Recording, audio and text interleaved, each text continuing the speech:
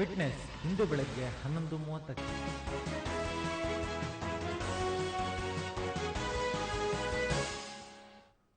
ರಾಜ್ ನ್ಯೂಸ್ಗೆ ಮತ್ತೆ ಸ್ವಾಗತ. ಮಂಡ್ಯದ ಮೈ ಶುಗರ್ ಕಾರ್ಖಾನೆ ಒಂದು ಕಾಲದಲ್ಲಿ ಜಿಲ್ಲೆಯ ಹಿರಿಮೆಯ ಸಂಕೇತವಾಗಿತ್ತು.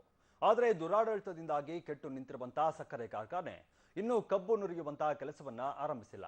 ಇದರಿಂದ ರೈತರು ಬೆಳೆದಂತಹ ಕಬ್ಬು ಗದ್ದೆಯಲ್ಲೇ ಒಣಗ್ತಾ ಇದೆ. ಇದನ್ನು ನೋಡಿ ಕಂಗಾಲಾಗಿರುವಂತಹ ರೈತರು ದಯಾಮರಣ ಕೋರಿ ಜಿಲ್ಲಾಧಿಕಾರಿ ಕಚೇರಿ ಮೆಟ್ಟಿಲೇರಿದ್ದಾರೆ.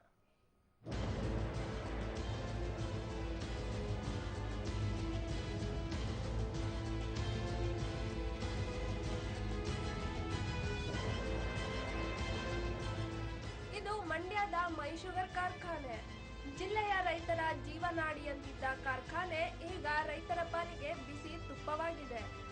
ರಿಪೇರಿ ಹೆಸರಲ್ಲಿ ಮೈ ಶುಗರ್ ಸಕ್ಕರೆ ಕಾರ್ಖಾನೆ ಇನ್ನೂ ಕಬ್ಬು ನುರಿಯುವ ಕೆಲಸ ಆರಂಭಿಸಿಲ್ಲ. ಇದರಿಂದಾಗಿ ಬೆಳೆದು ನಿಂತಿರುವ ಕಬ್ಬು ಗದ್ದೆಯಲ್ಲೇ ಉಳಿದಿದೆ. ಇದರ ಬಗ್ಗೆ ಜಿಲ್ಲಾಧಿಕಾರಿಯವರನ್ನ ಕೇಳಿದ್ರೆ ನಿಮ್ಮ ಕಬ್ಬು ಕೊಂಡುಕೊಳ್ಳಲು ಬೇರೆ ಕಾರ್ಖಾನೆಯವರಿಗೆ ಸೂಚಿಸಿದ್ದೇವೆ ಅಂತಾರೆ. ಆದ್ರೆ ಬೇರೆ ಯಾವ ಕಾರ್ಖಾನೆಯವರು ನಮ್ಮ ಕಬ್ಬು ತೆಗೆದುಕೊಳ್ಳಲು ಮುಂದೆ ಬರುತ್ತಿಲ್ಲ ಅನ್ನೋದು ರೈತರ ಆರೋಪ. ಈಗ ಡಿ.ಸಿ ಅವರು ಅದನ್ನ ಕಬ್ಬನ್ನ ICL ಫ್ಯಾಕ್ಟ್ರಿಗೆ KRಪೇಟೆಗೆ ನಿಮಗೆ ಸೇರಿಸಿದ್ದೀವಿ, ನೀವು ಸಪ್ಲೈ ಮಾಡಿ ಅಂತ ಒಂದು ತಿಂಗಳಿಂದಲೂ ಹೇಳ್ತಾ ಇದ್ದಾರೆ. ಬಟ್ ICL ಫ್ಯಾಕ್ಟ್ರಿಯವ್ರು ಕೇಳಿದ್ರೆ ನಮಗೆ ನಮ್ಮ ಮಂಡ್ಯ ಕಬ್ಬು ನಾವು ತಗೊಳ್ಳಲ್ಲ, ನಮ್ಮ ಕಬ್ಬೆ ನಮ್ಗೆ ಸಾಕಾಗ್ತಾ ಇದೆ, ನಾವು ಒಂದು ಜಲ್ಲೆನೂ ಕಬ್ಬು ತೆಗಿಯೋಕ್ಕಾಗಲ್ಲ, ನಾವು ಮಂಡ್ಯ DC ಅವರಿಗೆ ಲೆಟ್ರಲ್ಲಿ ಕೊಟ್ಟಿದ್ದೀವಿ, ನಿಮ್ಮ ಕಬ್ಬು ನಮಗೆ ಬೇಕಾಗಿಲ್ಲ ಅಂತ ಹೇಳ್ತಾ ಇದ್ದಾರೆ. ಇದನ್ನ ನಾವು ಯಾವ ರೀತಿ ಕಬ್ಬನ್ನ ಸಬರಾಜು ಮಾಡಬೇಕು? ನೀವು ಅಕಸ್ಮಾತ್ ನೀವು ಮಾಡಿಸ್ಕೊಳ್ಳಿಲ್ಲ ಅಂದ್ರೆ ನಮ್ಮ ಕಬ್ಬಿಗೆ ನಾವೇ ಬೆಂಕಿ ಹಾಕಿ ನಾವು ನಮ್ಮ ಸರಣಿ ಆತ್ಮಹತ್ಯೆ ಮಾಡ್ಕೊಳ್ಳೋಕ್ಕೋಸ್ಕರ ನಾವು ಮಾನ್ಯ ರಾಷ್ಟ್ರಪತಿಯವರಿಗೆ ದಯಾಮರಣ ಕೋರಿ ನಾವು ಲೆಟರ್ನ ಕಳಿಸ್ತಾ ಇದ್ದೀವಿ. ಮಂಡ್ಯ ಶುಗರ್ ಫ್ಯಾಕ್ಟ್ರಿಯವರು ನುಣುಚ್ಕೊತಾ ಇದ್ದಾರೆ. ಅದಕ್ಕೋಸ್ಕರ DC ಅವರಿಗೆ ನಾವು ಮನವಿ ಸಲ್ಲಿಸಿದ್ದೀವಿ. ಕಬ್ಬನ್ನ ಯಾರೂ ಕೊಂಡುಕೊಳ್ಳದ ಕಾರಣ ಕಬ್ಬು ಒಣಗಿ ಸೌದೆಯಾಗುತ್ತಿದೆ. ಇದರಿಂದಾಗಿ ಮಕ್ಕಳ ವಿದ್ಯಾಭ್ಯಾಸದಿಂದ ಹಿಡಿದು ಪ್ರತಿಯೊಂದಕ್ಕೂ ಮನೆಯಲ್ಲಿ ಹಣದ ತೊಂದರೆ ಇದೆ. ಬೇಗ ನಮ್ಮ ಕಬ್ಬನ್ನ ಕೊಂಡುಕೊಂಡು ಹಣ ಸಹಾಯ ಮಾಡಿ, ಇಲ್ಲದಿದ್ರೆ ರಾಷ್ಟ್ರಪತಿಗೆ ಪತ್ರ ಬರೆದು ಕಬ್ಬಿಗೆ ಬೆಂಕಿ ಹಾಕಿ ನಾವು ಅದರಲ್ಲಿ ಹಾರಿ ಸಾಮೂಹಿಕವಾಗಿ ಪ್ರಾಣ ಕಳೆದುಕೊಳ್ಳುತ್ತೇವೆ ಅಂತಿದ್ದಾರೆ ರೈತರು. ಜೊತೆಗೆ ತಾವು ಬರೆದ ದಯಾಮರಣದ ಪತ್ರವನ್ನು ಸ್ಥಾನಿಕ ಸಹಾಯಕ ಅಧಿಕಾರಿ ರಮೇಶ್ ಬಾಬು ಮೂಲಕ ಜಿಲ್ಲಾಧಿಕಾರಿಗೆ ತಲುಪಿಸಿದ್ದಾರೆ. ನೋಡಿ, ನಮ್ಮ ಬಸರಾಳು ವಿಭಾಗದ ಕಬ್ಬನ್ನ 1 ಟನ್ ಕೂಡ ಕಬ್ಬನ್ನ ತೆಗಿಲಿಲ್ಲ. DC ಸಾಹೇಬರು ಆದೇಶ ಮಾಡಿದ್ದಾರೆ. ಪ್ರತಿ ಒಂದು ಫ್ಯಾಕ್ಟ್ರಿ 1,000 ಟನ್ನು 1,500 ಟನ್ನು ಕಬ್ಬು ತೆಗಿತಾ ಇದ್ದೀವಿ ಅಂತ. ನಮ್ಮ ಬಸರಾಳು ವಿಭಾಗದಲ್ಲಿ 1 ಟನ್ ಕಬ್ಬನ್ನು ತೆಗಿಲಿಲ್ಲ. ನಿಮ್ಮ ಕಬ್ಬನ್ನ KRಪೇಟೆ ಕಾರ್ಖಾನೆಗೆ ತೆಗಿತೀವಿ ಅಂತ ಹೇಳಿದ್ದಾರೆ. ನಾವು KRಪೇಟೆ ಕಾರ್ಖಾನೆಯವರಿಗೆ ದೂರವಾಣಿ ಮೂಲಕ ಅಧಿಕಾರಿಗಳ ಸಂಪರ್ಕಿಸಿದ್ರೆ ನಮಗೇನು ವಿಚಾರಣೆ ಗೊತ್ತಿಲ್ಲ. ನಾವು ಬರವಣಿಗೆಯಲ್ಲಿ ಆಗಲೇ DC ಸಾಹೇಬರು ಹೇಳ್ಬಿಟ್ಟಿದ್ದೀವಿ, ನಾವು ಕಬ್ಬ ತೆಗಿದಿಲ್ಲ ಅಂತ ಅಧಿಕಾರಿಗಳು ಹೇಳ್ತಾರೆ. ಇದ್ರ ಮಧ್ಯೆ ನಾವು ರೈತರು ಏನು ಮಾಡಬೇಕು? ಅದಕ್ಕೆ ನಾವು ಇವತ್ತು DC ಸಾಹೇಬರಿಗೆ ಮನವಿ ಕೊಟ್ಟಿದ್ದೀವಿ. ಮಂಡ್ಯದಲ್ಲಿ ಈಗಾಗಲೇ ಕಬ್ಬಿಗೆ ಸರಿಯಾದ ಬೆಲೆ ಸಿಗದೆ ಹಲವು ರೈತರು ಆತ್ಮಹತ್ಯೆ ಮಾಡಿಕೊಂಡಿದ್ದಾರೆ. ಈಗ ಕೊಯ್ಲಿಗೆ ಬಂದಿರುವ ಕಬ್ಬನ್ನ ಕಾರ್ಖಾನೆಗಳು ಕೊಳ್ಳದಿರುವುದರಿಂದ ಮತ್ತಷ್ಟು ಸಂಕಷ್ಟಕ್ಕೆ ಸಿಲುಕಿದ್ದಾರೆ. ಈಗಲಾದರೂ ಜಿಲ್ಲಾಡಳಿತ ರೈತರ ಕಬ್ಬನ್ನ ಕಾರ್ಖಾನೆಗೆ ಸಾಗಿಸಲು ದಿಟ್ಟ ಕ್ರಮ ಕೈಗೊಳ್ಳಬೇಕಾಗಿದೆ.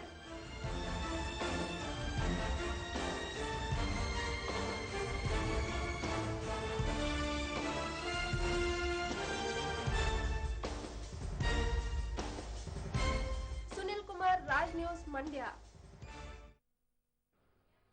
ಬೆಂಗಳೂರಿನಲ್ಲಿ ಕಳೆದ 3 ದಿನಗಳಿಂದ ಸುರಿತಾ ಇರುವಂತಹ ಧಾರಾಕಾರ ಮಳೆ ನಿನ್ನೆಯೂ ಸಹ ಮುಂದುವರೆದಿತ್ತು. Vasanthnagar, Shivajinagar, Hebbal, Malleshwaram, city market, Majestic ಸೇರಿದಂತೆ ಹಲವೆಡೆ ಧಾರಾಕಾರ ಮಳೆಯಾಗ್ತಾ ಇತ್ತು. ವಾಹನ ಸವಾರರು ನಿನ್ನೆ ಪರದಾಡುವಂತಾಗಿತ್ತು. ಗುಡುಗು ಸಹಿತ ಸಿಡಿಲಿನ ಸಹಿತ ಮಳೆಗೆ ರಸ್ತೆಗಳೆಲ್ಲವೂ ಕೂಡ ತುಂಬಿ ತುಳುಕುವಂತಾಗಿತ್ತು. ಇದರಿಂದ ವಾಹನ ಸವಾರರಿಗೆ ಹಾಗೂ ಸಾರ್ವಜನಿಕರು ಭಾರಿ ಮಳೆಗೆ ರೋಸಿ ಹೋಗಿ ಹಿಡಿಶಾಪವನ್ನ ಹಾಕಿದರು. ನಗರದಲ್ಲಿ ಇನ್ನೂ 2 ದಿನಗಳ ಕಾಲ ವರುಣನ ಆರ್ಭಟ ಮುಂದುವರಿಯಲಿದೆ ಅಂತ ಹವಾಮಾನ ಇಲಾಖೆಯ ಅಧಿಕಾರಿಗಳು ತಿಳಿಸಿದ್ದಾರೆ. ಕರ್ನಾಟಕ ಮತ್ತು ಆಂಧ್ರ ಪ್ರದೇಶದ ಕರಾವಳಿ ಪ್ರದೇಶದಲ್ಲಿ ಮೇಲ್ಮೈ ಸುಳಿಗಾಳಿ ಉಂಟಾಗಿರೋದ್ರಿಂದ ಮಳೆಗೆ ಇದು ಕಾರಣವಾಗಿದೆ ಅಂತ ಹೇಳಲಾಗ್ತಾ ಇದೆ. ಇನ್ನು 3.6 ಕಿಲೋಮೀಟರ್ ವರೆಗೆ ಮೇಲ್ಮೈ ಸುಳಿಗಾಳಿ ಉಂಟಾಗಿದ್ದು ಕರ್ನಾಟಕ ಮತ್ತು ದಕ್ಷಿಣ ಒಳನಾಡಿನಲ್ಲಿ ಕಳೆದ 3 ದಿನಗಳಿಂದ ಭಾರಿ ಮಳೆ ಆಗ್ತಾ ಇದೆ. ನಿನ್ನೆ ಬೆಂಗಳೂರಿನಲ್ಲಿ 90 ಮಿಲಿಮೀಟರ್ನಷ್ಟು ಮಳೆಯಾಗಿದ್ದು ಮುಂದಿನ 2 ದಿನಗಳಲ್ಲಿ ಮಳೆಯ ಪ್ರಮಾಣ ಕಡಿಮೆಯಾಗುವಂತಹ ಸಾಧ್ಯತೆ ಇದೆ ಅಂತ ಹೇಳಲಾಗ್ತಾ ಇದೆ.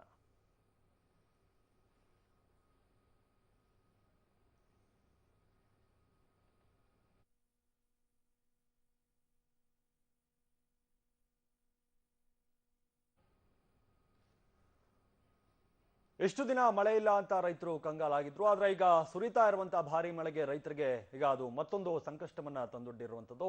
ರಾಮನಗರದಲ್ಲಿ ವರ್ಣನ ಆರ್ಭಟಕ್ಕೆ ಕೆರೆ ಏರಿ ಹೊಡೆದು ಜಮೀನುಗಳೆಲ್ಲವೂ ಕೂಡ ಅಲ್ಲಿ ನೀರು ನುಗ್ಗಿರುವಂತದ್ದು. ಲಕ್ಷಾಂತರ ರೂಪಾಯಿ ಬೆಳೆ ಅಲ್ಲಿ ಮುಳುಗಡೆಯಾಗಿದೆ.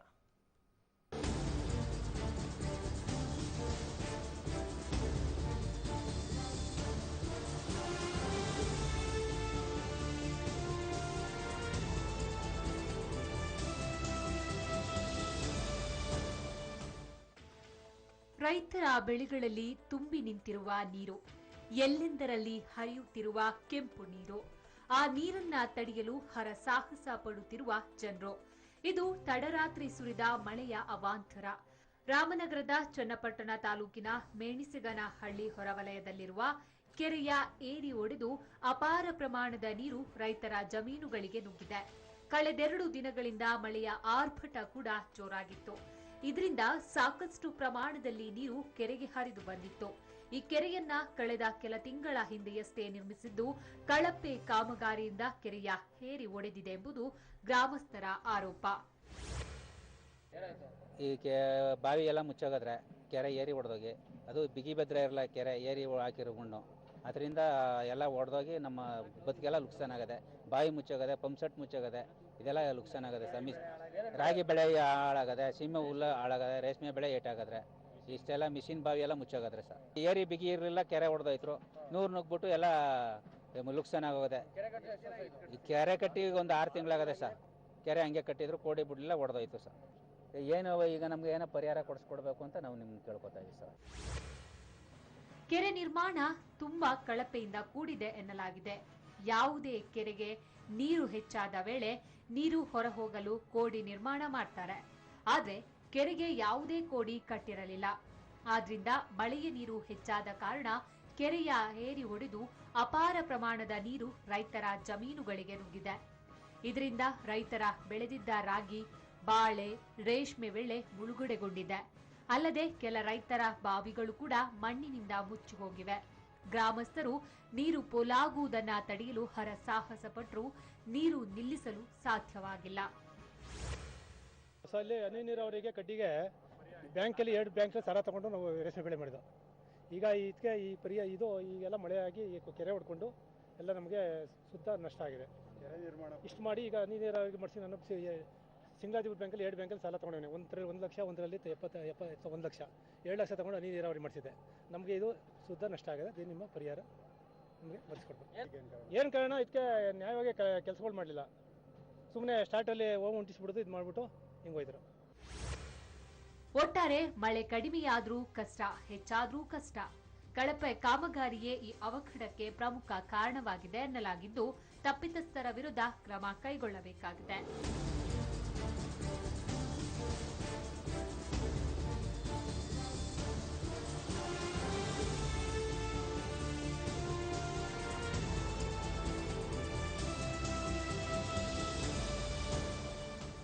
ಚೇತನ್, ರಾಮನಗರ, ರಾಜ್ ನ್ಯೂಸ್.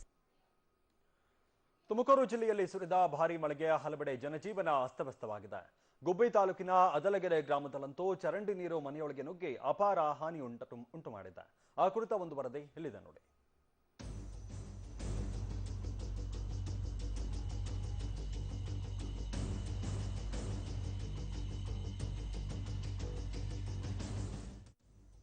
ತುಮಕೂರು ಜಿಲ್ಲೆಯಲ್ಲಿ ನಿನ್ನೆ ಸುರಿದ ಬಿರುಗಾಳಿ ಸಹಿತ ಭಾರಿ ಮಳೆಗೆ ಹಲವೆಡೆ ಅನಾಹುತಗಳು ಸಂಭವಿಸಿವೆ. ಅದರಲ್ಲೂ ಗುಬ್ಬಿ ತಾಲೂಕಿನ ಅದಲಗೆರೆ ಗ್ರಾಮದ ಹಲವು ಮನೆಗಳಿಗೆ ಚರಂಡಿ ನೀರು ನುಗ್ಗಿ ಭಾರಿ ಅವಾಂತರ ಸೃಷ್ಟಿಸಿದೆ. ಕೆಲ ಮನೆಗಳ ಗೋಡೆ ಕುಸಿದು ಬಿದ್ದಿದ್ದು, ಹಲವು ಮನೆಗಳ ಮೇಲ್ಚಾವಣಿಗೆ ಹಾನಿ ಉಂಟಾಗಿದೆ.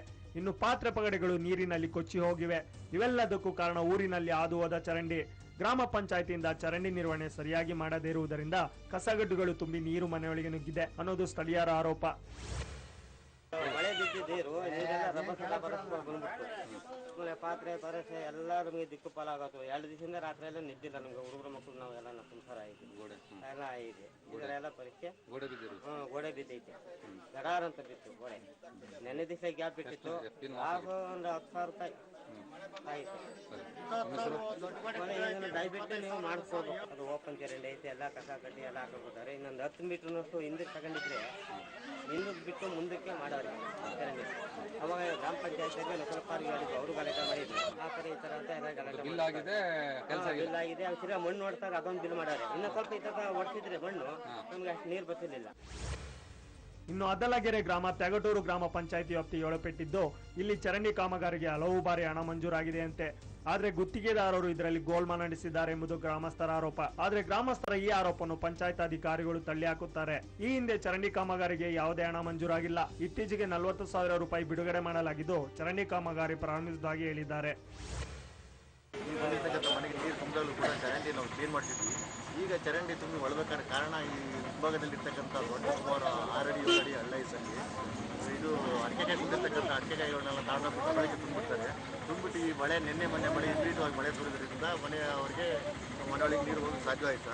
ಪ್ರಕೃತಿ ವಿಕೋಪದ ಕಾರಣದಿಂದ ಮಳೆ ವಿಪರೀತವಾಗಿ ಯಾವಾಗ ಸುರಿತೋ ಅವ್ರ ಮನೆಯೊಳಗೆ ನೀರು ನುಗ್ಗಿದು ಸಹ ಇದುವರೆಗಾಗಿ ನಾವು ಪಂಚಾಯತಿಯಿಂದ ಯಾವುದೇ ಆಗಲಿ 10% ನಾವು ಇವರಿಗೆ ಬಿಲ್ ಮಾಡಿಲ್ಲ. ಈಗ 40,000 ಬಿಲ್ ಐತೆ. ಈ ಕೆಲಸ ನಾನು ಮಾಡೋಕ್ಕೆ ಒಟ್ನಲ್ಲಿ ಹಿಂಗಾರು ಮಳೆ ಕಲ್ಪತರು ನಾಡಿನಲ್ಲಿ ಭಾರಿ ಅವಾಂತರಕ್ಕೆ ಕಾರಣವಾಗಿದೆ.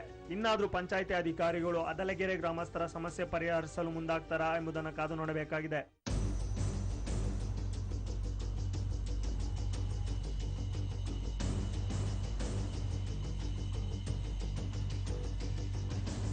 ಎಂಜಳ್ಳಿ ಮಹೇಶ್, ರಾಜ್ ನ್ಯೂಸ್, ತುಮಕೂರು. ಸಾಮಾನ್ಯವಾಗಿ ಜಾತ್ರೆ, ಹಬ್ಬ, ಹರಿದಿನಗಳಲ್ಲಿ 1-2 ದಿನಗಳ ಕಾಲ ಅಗ್ನಿಕುಂಡಗಳನ್ನು ಉಡಿಸೋದು ಕೇಳಿದ್ದೇವೆ, ನೋಡಿದ್ದೇವೆ.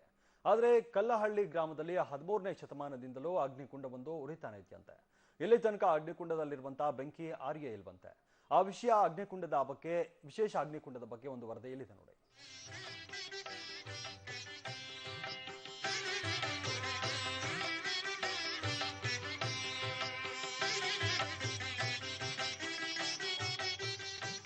ಹೌದು, ಇಂತಹದ್ದೊಂದು ವಿಶೇಷವಾದ ಆರದ ಅಗ್ನಿಕುಂಡ ಬಾಗಲಕೋಟೆ ಜಿಲ್ಲೆಯ ಜಮಖಂಡಿ ತಾಲೂಕಿನ ಕುಲ್ಲಹಳ್ಳಿ ಗ್ರಾಮದಲ್ಲಿದೆ.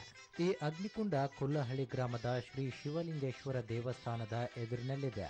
ದೊಡ್ಡದಾದ ಗವಿ ಅಗ್ನಿಕುಂಡಕ್ಕಾಗಿ ನಿರ್ಮಿಸಲಾಗಿದೆ. ಇದು 13ನೇ ಶತಮಾನದಿಂದ ಇಲ್ಲಿ ತನಕವೂ ಉರಿಯುತ್ತಿದೆ ಎನ್ನುವುದು ಗ್ರಾಮಸ್ಥರ ಹೇಳಿಕೆ. ಚಾಲುಕ್ಯರ ಕಾಲದಿಂದಲೂ ಸಾಕಷ್ಟು ಪ್ರಸಿದ್ಧಿ ಹೊಂದಿದ್ದು, ಇಲ್ಲಿಯ ದೇವರು ಹಳ್ಳಿಯನ್ನು ಸದಾ ಬೆಳಗುತ್ತಿರುತ್ತಾನೆ ಎನ್ನುವುದು ಇಲ್ಲಿನವರ ನಂಬಿಕೆ. ಸುಮಾರು 13ನೇ ಶತಮಾನದ ಹಿಡ್ಕೊಂಡು ನಮ್ಮ ಊರಾಗ ಶಿವಲಿಂಗೇಶ್ವರ ಒಂದು ಅಗ್ನಿ ಸತತವಾಗಿ ವರ್ಷದ 365 ದಿವಸನೂ ಉರಿತಾ ಇದೆ. ಇದಕ್ಕೆ ನಾವು ವಿಶೇಷವಾಗಿ ಏನಂತಂದ್ರೆ ಬನ್ನಿ ಒಂದು ಕಟ್ಟಿಗೆಯನ್ನು ಬಳಸ್ತಾ ಇದ್ದೀವಿ. ಈ ಬನ್ನಿ ಕಟ್ಟಿಗೆಯನ್ನು ಬೇರೆ ಉದ್ದೇಶಗಳಿಗೆ ನಮ್ಮ ಊರಾಗ ಯಾರೂ ಮನೆ ಬಳಕೆಗಾಗಿ ಈ ಒಂದು ಕಟ್ಟಿಗೆಯನ್ನು ಬಳಸಂಗಿಲ್ಲ. ಆಮೇಲೆ ಮಾರಂಗಿಲ್ಲ. ಅತ್ರನ್ನ ಹೊಲಗಳಲ್ಲಿ ಬನ್ನಿ ಕಟ್ಟಿಗೆ ಇದ್ರೆ ಅವ್ರನ್ನ ಹಂಗಕ್ಕೆ ಯಾರಿಗಾರು ಬೇಕಾದ್ರೆ ಕೊಡ್ತಾರೆ. ಈ ರೀತಿಯಾದಂಥ ಒಂದು ನಂಬಿಕೆ ಐತಿ. ಆಮೇಲೆ ಈ ಅಗ್ನಿಗೆ ನಮಸ್ಕಾರ ಮಾಡಿ ಯಾವುದೇ ಒಂದು ಒಳ್ಳೆಯ ಕೆಲಸಕ್ಕೆ ನಮ್ಮೂರಿನ ಜನ ಹೋದ್ರೆ ಆ ಕೆಲಸ ಒಂದು ಯಶಸ್ವಿ ಆಗ್ತೈತಿ ಅಂತಕ್ಕಂಥ ಹಿಂದಿನಿಂದ ನಡ್ಕೊಂಡು ಬಂದಂಥ ಒಂದು ಪದ್ಧತಿ ಇವತ್ತಿಗೂ ಕೂಡ ನಾವು ಆ ಹಿರಿಯರು ಹಾಕೊಂಡಂಥ ಮಾರ್ಗದಲ್ಲೇ ನಡೀತಾ ಇದ್ದೀವಿ. ನಮಗೂ ಕೂಡ ಅದು ಒಳ್ಳೆಯದನ್ನ ಆಗ್ತಾ ಬಂದೈತಿ. ನಮಗದು ಅನುಭವಕ್ಕೂ ಕೂಡ ಬಂದೈತಿ. 800ಕ್ಕೂ ಹೆಚ್ಚು ವರ್ಷಗಳಿಂದ ಇಲ್ಲಿ ತನಕವೂ ಗ್ರಾಮಸ್ಥರ ಅಗ್ನಿಕುಂಡದಲ್ಲಿ ಬೆಂಕಿ ಆರದಂತೆ ಕಾಪಾಡಿಕೊಂಡು ಬಂದಿದ್ದಾರೆ. ಈಗಲೂ ಕೂಡ ಮುಂದುವರಿಸಿಕೊಂಡು ಹೋಗುತ್ತಿದ್ದಾರೆ. ವಿಶೇಷವೆಂದರೆ ಈ ಅಗ್ನಿಕುಂಡ ಬನ್ನಿ ಮರದ ತುಂಡುಗಳನ್ನೇ ಉಪಯೋಗಿಸಲಾಗುತ್ತೆ. ಗ್ರಾಮಸ್ಥರು ತಮ್ಮ ಜಮೀನುಗಳಲ್ಲಿ ಬೆಳೆದಿರುವ ಬನ್ನಿ ಮರಗಳನ್ನು ಉಚಿತವಾಗಿ ಅಗ್ನಿಕುಂಡಕ್ಕೆ ನೀಡುತ್ತಿದ್ದಾರೆ. ಅಗ್ನಿ ಆರದಂತೆ ನೋಡಿಕೊಳ್ಳಲು ಹಗಲು ರಾತ್ರಿಯಂತೆ ಪೂಜಾರಿಗಳನ್ನ ನೇಮಕ ಮಾಡಿದ್ದಾರೆ. ಶ್ರೀ ಶಿವಲಿಂಗೇಶ್ವರರು ಮೊದಲು ತಳ ಹಿರಿಯ ಸಾವಳಗಿರಿ ಅಲ್ಲಿಂದ ಬಂದು ಇಲ್ಲಿ ತಪ ಮಾಡ್ಯಾರತ್ತೇಳಿ ಶಿವಲಿಂಗೇಶ್ವರ ಇದೈತ್ರಿ. ಇದಕ್ಕಿಂತ ಪೂರ್ವವಾಗಿ ಮೊದಲ ಐತಿಹಾಸಿಕ ಒಂದು ರಾಮಲಿಂಗೇಶ್ವರ ದೇವಸ್ಥಾನ ಐತ್ರಿ. ಆ ರಾಮಲಿಂಗೇಶ್ವರ ದೇವಸ್ಥಾನ ಮೊದಲಿತ್ತತ್ರಿ. ಅದು ನಂತರ ಶಿವಲಿಂಗೇಶ್ವರರು ಇಲ್ಲಿ ಬಂದು ನೆಲೆಸಿ ಇದು ಮಾಡತ್ತೆ ತಪ ಇದೈತ್ರಿ ಅವರು. ಹಂಗಾಗಿ ಇದು ನಡ್ಕೊಂಡು ಬಂತ್ರಿ. ಮುಂದ್ರಿ ಅದು ಅಗ್ನಿ ಕೊಂಡಂತೂ ಆಗಿಂತ ನಡ್ಕೊತ ಬಂತ್ರಿ. ಮತ್ತು ಹಿಂಗಾಗಿ ದೇವ್ರ ಮೇಲೆ ಎಲ್ಲ ಇದು ನಂಬಿಕೆ ಇಲ್ಲಿ ದೇವ್ರ ಮೇಲೆ ಐತ್ರಿ. ಇನ್ನು ಈ ಆರದ ಅಗ್ನಿಕುಂಡ ದರ್ಶನ ಪಡೆಯಲು ದೂರ ದೂರುಗಳಿಂದ ಹಲವಾರು ಭಕ್ತರು ಬರ್ತಾರೆ. ಹಲವು ಶತಮಾನಗಳಿಂದ ಅಗ್ನಿಕುಂಡದ ಪಾವಿತ್ರ್ಯ ಕಾಪಾಡಿಕೊಂಡು ಬರುತ್ತಿರುವ ಕುಲ್ಲಹಳ್ಳಿ ಗ್ರಾಮಸ್ಥರ ಭಕ್ತಿಗೆ ಮೆಚ್ಚಲೇಬೇಕು.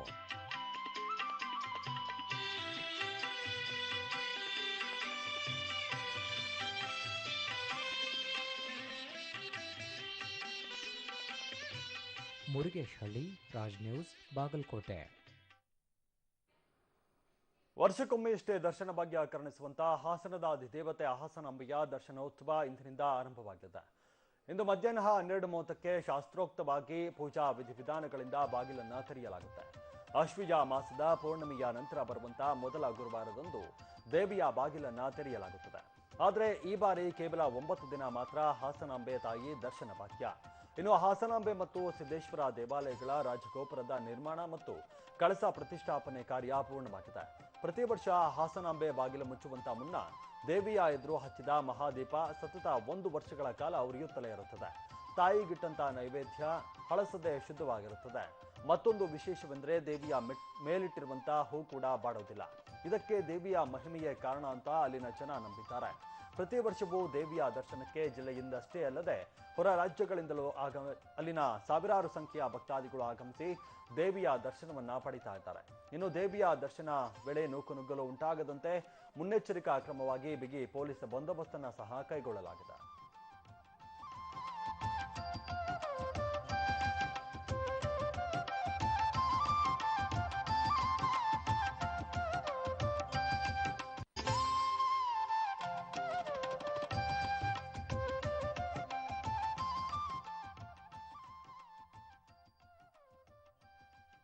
ನಾವು ಪ್ರಾಪರ್ ಸೆಕ್ಯೂರಿಟಿ ಬಂದೋಬಸ್ತ್ ಮಾಡ್ಕೊಂಡಿದ್ದೀವಿ.